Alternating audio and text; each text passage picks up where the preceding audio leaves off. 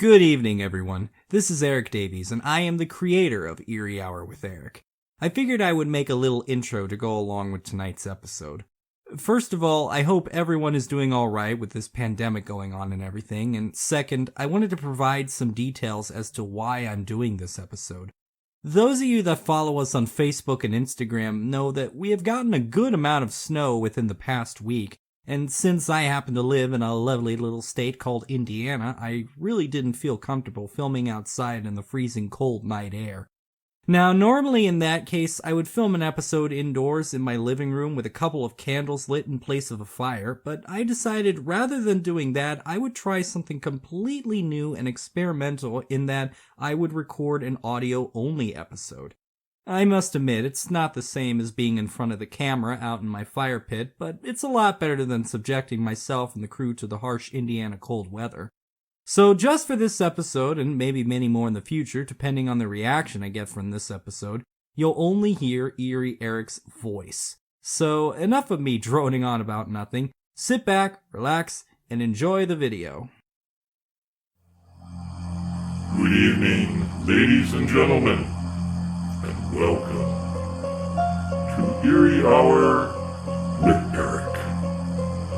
For those who wish to hear tales of the strange, the macabre, and various urban legends,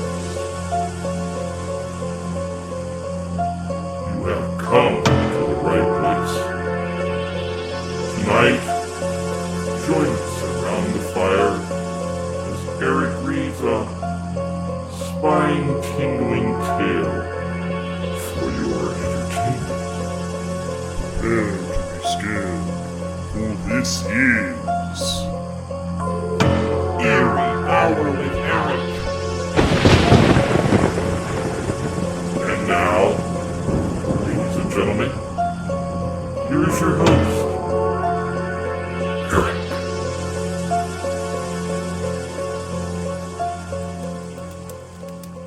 Good evening, everyone, and welcome to Eerie Hour with Erich. I'm your host, Eerie Erich, and once again, welcome to Around the Fire, where we tell stories of the strange, the macabre, and various urban legends. Tonight's episode is special since it is an audio-only episode, so you'll only hear my voice for tonight, and maybe for future episodes. But here's a question for all of you. Is my voice really coming through your screens, or is it coming from beyond the grave? Think about it. Regardless, I'm here to tell you tonight's tale. It is one of mystery and macabre. It tells of a greedy landowner who suddenly begins to feel as though his body is giving out due to extreme fatigue, and his wife believes an old woman might have something to do with it. Tonight's tale is entitled The Ghost Rider, and it is from the book Ghost Tales for Retelling by Idella Bodie. First, let me get my reading glasses. That's better.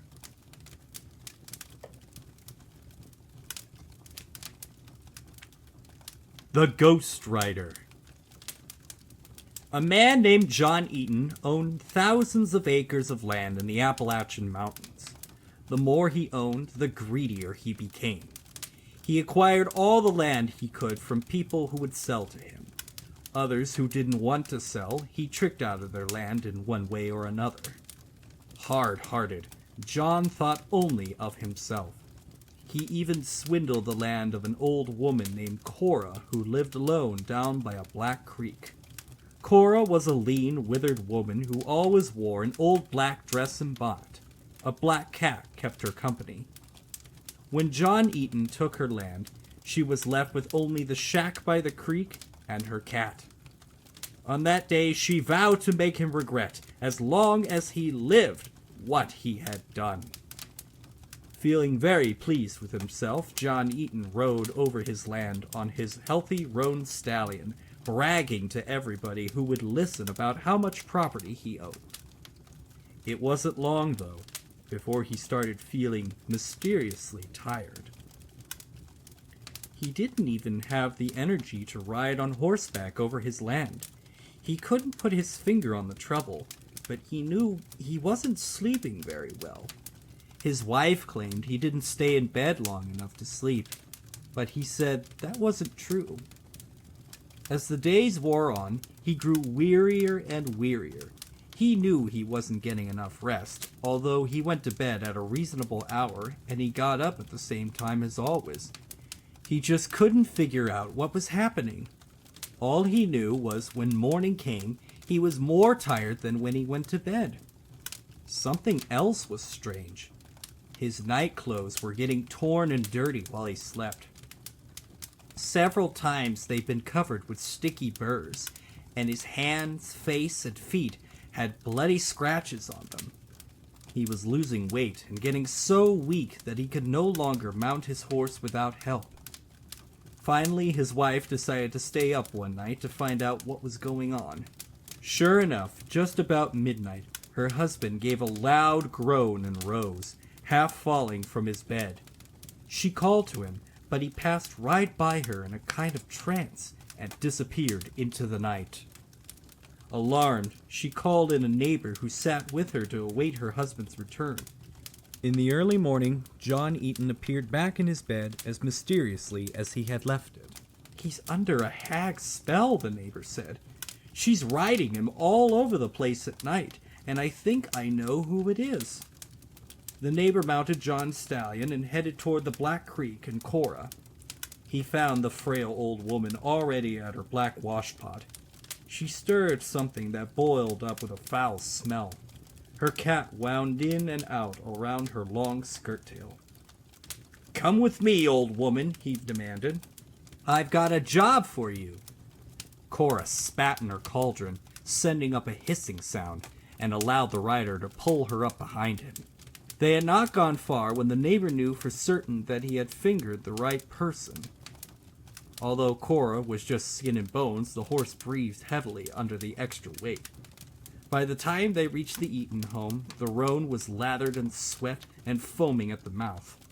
When Cora appeared at the foot of John Eaton's bed, he let out a blood-curdling screech.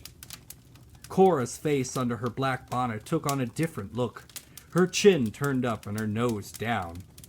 "You greedy old man," she cackled. "Long as you live, I'll ride you every night over those rough mountain roads." John Eaton began to twitch nervously. "My horse," he said in a weak voice. "You can have my horse." Cora laughed, a high, lingering that echoed throughout the house. "You foolish man," she croaked. "Horses can't stand the weight of a hag." She threw back her head in another shrill cackle. "Hags ride people!" John's wife and his neighbor stood by his bed in such a stupor from what they had heard, they did not even know when the old woman left. By nightfall, John Eaton's little remaining strength had left him. Only in death was he free of the Ghost Rider. Well, ladies and gentlemen, what would you have done? Would you have done something to free yourself from the curse of Cora? Or would you continue to be ridden as a horse all night and travel across the countryside at breakneck speed? And speaking of traveling, I must be off. Ladies and gentlemen, thank you so much for tuning in to this special episode of Eerie Hour with Erich. If you like this video, give it a like, hit subscribe, and feel free to share it with your friends and family. Also, don't forget to follow us on both Facebook and Instagram. Before I go, as I always say, dreams can become reality, but at the same time, dreams can also become nightmares. But can nightmares become reality? You be the judge. Until next time, ladies and gentlemen, tune in to the next episode of Eerie Hour with Erich. If you dare.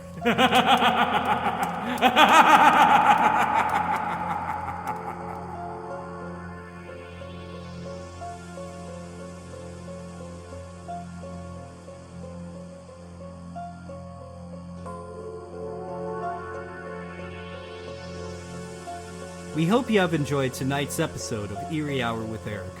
Credits: the director, creator, storyteller, and composer was Erich Davies. The intro voiceover was done by Curtis Davies. The producer was Christopher Davies, and photography was done by Kara Hartman. The thunder sound effect was from the album 57 Haunted House Wars by The Hit Crew. Be sure to like and share this video, subscribe to our YouTube channel, and don't forget to follow us on both Facebook and Instagram.